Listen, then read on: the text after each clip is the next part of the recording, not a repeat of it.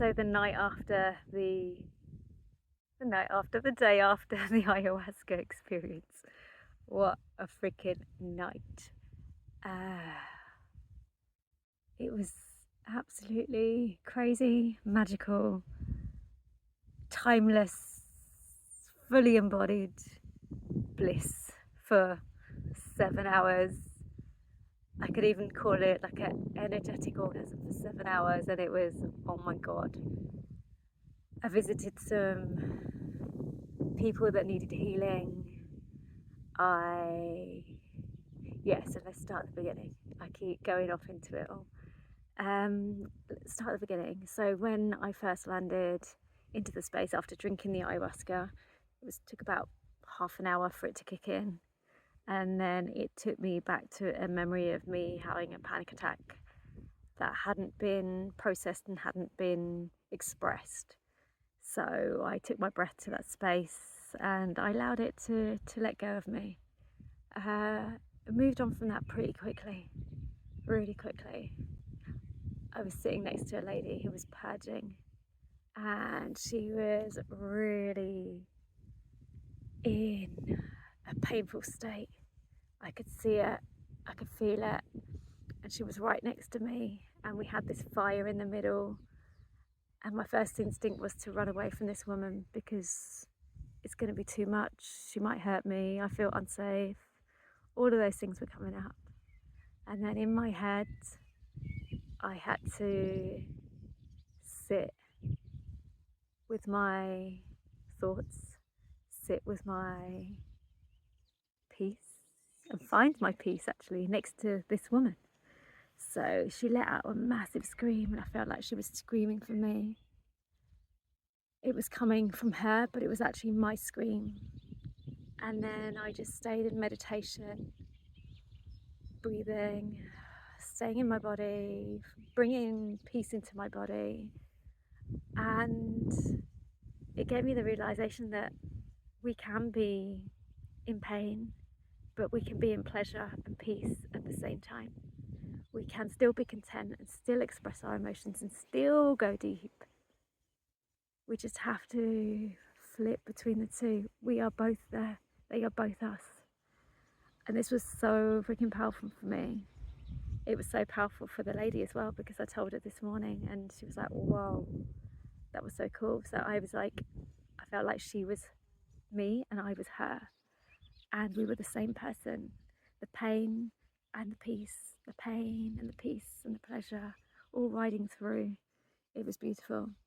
And then the next blockage was, my intention was to find safety in my body and to stop me feeling stuck so I can move forward. And then I came across this amazing bird. I think it was either an eagle or a phoenix, and she had this massive headdress thing on with all these feathers coming out. She had this big cloak, this glorious cloak, and she took up so much freaking space. She was black, but she had all these gold speckles shining, shimmering in the light and in the dark as well, because she was black. And then surrounding her was all this gold and beautiful light. And I just stood there and I was like, so who are you? Who is holding my fear? What is stopping me? Who is holding this fear? Why do I have this fear? And this woman goes, I am you. I am you. I am the greatest version of you. And we are one. We are not separate. You are me, I am you. We need to merge. We need to come together. We need to be in this together. So then I just had my eyes closed and I breathed through it, took my breath to the space, held my body, and I integrated with this higher being of myself, my greatest version. And it was, this energy moved, and I could feel the ladies coming around me and fanning me because my energy was so freaking high. It was crazy. They were clearing the space, clearing the energy around me as I moved into this person, this bird who just had no care in the world. She had all the freaking power. And from that journey, I then went into generational trauma. So I held onto my body and noticed where the pain was. And wherever the pain was, I would ask, whose pain is this? And they would actually show themselves. Whose pain is this? So the pain was in my dad's lineage. A young boy had seen his dad have an affair with somebody. He caught them having sex, and then he didn't want to see it. He didn't want to acknowledge it. And it's like he had turned a blind eye to it. And he turned blind because it was easier than to acknowledge what was going on. And that's generations of eye issues going on. The next one, I journeyed a lady who was about 15, young girl, who was pregnant, and she'd come home and her dad had just booted her in the belly, you know, and I just held her and breathed and breathed and breathed. And then I allowed her to process what she was going through. Tears flew down my face. They were just silent fucking tears. It was just so beautiful to process these emotions for this woman. You know, that woman and me are connected. And it's just like in the lineage, we need to clear the path. All these pains that I've been experiencing, they're not my pains. They are not my pains. They are my family pains. And yeah, it's like, and then I went off to somewhere else, and I went to somewhere else, and like, whose pain is this? Show me who you are. What is it going on? What's the story behind this? Let me breathe. And I just stayed with my breath the whole time, and it was just absolutely, absolutely gorgeous. It was so, so nice. And then this was like over 6-7 hours. So it was freaking intense. I was not stable on my feet. I was walking all over the show. We were dancing around the fire. And I was like, how do I need to cultivate this energy? Where do I get her from? How do I stay connected to her? And it was all about the fire. Staying connected to your fire within. Stay connected to that warmth that you need to thrive in.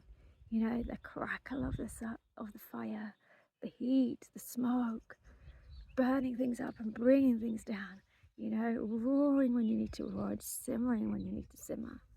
And that was just amazing.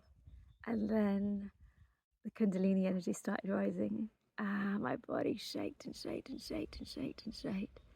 And then I breathed through it, breathed through it, breathed through it. I just took myself into states of bliss, constant states of bliss for hours and hours and hours. Just being with my breath, being with my body, being with that energy, moving from the yoni to the tummy to the chest, and moving and moving and moving. And it made me realize that it's this that I need to cultivate every day in my life at home. This, what makes me feel alive, is connecting to my feminine energy, my Kundalini energy, my Shakti energy. Yeah, amazing, amazing. And then I felt the ocean, the waves of the ocean, because my pleasure was going up and down, up and down. And I was like, this pleasure is rising, this pleasure is rising. And I need to bring it back down to control it. I need to let it simmer, not, go off the handle. So I learned how to play more with my energy, more with the simmering of the energy, letting it bubble, bubble, bubble, and then slowing it down and letting it settle. And I saw I saw the sea. The sea was in front of me, and my legs were open, and this sea just whooshed all over my body, and I was moving forward and back with this sea, and it was, filled me right up. But I do have a headache right now. I had a headache yesterday after the Kambo ceremony. It disappeared for the ayahuasca, but it's back this morning. Detox process, letting things go, letting things settle. I think the other thing was the headache is connected to women not feeling comfortable to say no to sex. They have a headache. That's their excuse for not having sex, not because they don't want to. And this was just absolute craziness. When it came to me, I was like, what? That's the excuse that all women give because they don't want to say no. And it's okay to say no, you know? And it's just, I feel like this work is so freaking deep. Going into the family, going into the generational trauma and healing that trauma so that the people before us are healed. I'm healed. The people after us don't follow the same generational patterns. We need to break these patterns. This is my job, to break these patterns and to be in the feminine flow and work from flow rather than force. Force is gone. No need for pressure. Work in the simmering process of what feels good and what keeps you alive. There's my morning thoughts. Love you all.